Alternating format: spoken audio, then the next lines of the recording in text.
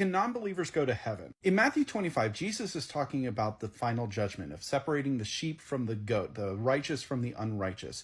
And in verse 41, he says something really peculiar. He says, "Then he will also say to those on the left, 'Depart from me, you who are cursed, into the eternal fire prepared for the devil and his angels.'" Here's the question that comes out of what Jesus said. Why would God send people to a place that was prepared for the devil and his angels? It's Jesus that's saying this, and we know that it's Jesus because he's speaking in red, and he says, "Into the eternal fire prepared for the devil and his angels." When you ask this question, it's very interesting how people will respond to it. People will say things, well, yeah, it was originally intended for Satan and his angels, so it was never intended for us. Or you'll just have people that kind of dismiss it as allegory and Jesus is just speaking metaphorically. But the inability for us to answer that question actually reveals an inability for us to understand why we go to heaven in the first place. Think about this for a second. How can we, in the same breath, say that people who don't believe in God go to a place that was prepared for Satan and his angels,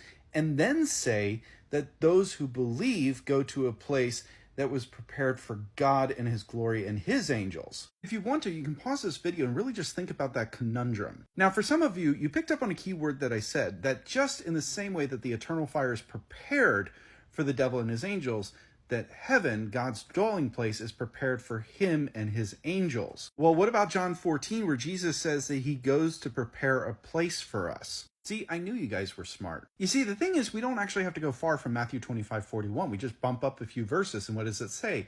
"Then the king will say to those on his right, the sheep, the righteous, 'Come, you who are blessed by my Father, inherit the kingdom prepared for you from the foundation of the world.'" There's a key word that Jesus says in that sentence. It's the word inherit. In John 8, Jesus says, "Truly I tell you, everyone who commits sin is a slave of sin. A slave does not remain in the household forever, but a son does remain forever. So if the son sets you free, you will really be free." Later in verse 44, speaking to the people who don't believe in him, specifically the scribes and Pharisees, "You are of your father, the devil, and you want to carry out your father's desires. He was a murderer from the beginning and does not stand in the truth because there is no truth in him." So back to the original conundrum. Why do people go to heaven and why do people go to hell? It's a matter of inheritance, a matter of who your father is. This idea of inheritance is something that's echoed throughout the scriptures from Genesis onward. And one of the first instances that you see a rejection of an inheritance is with Jacob and Esau. Esau sold his birthright for a bowl of lentil stew, his inheritance, the inheritance from Abraham and Isaac,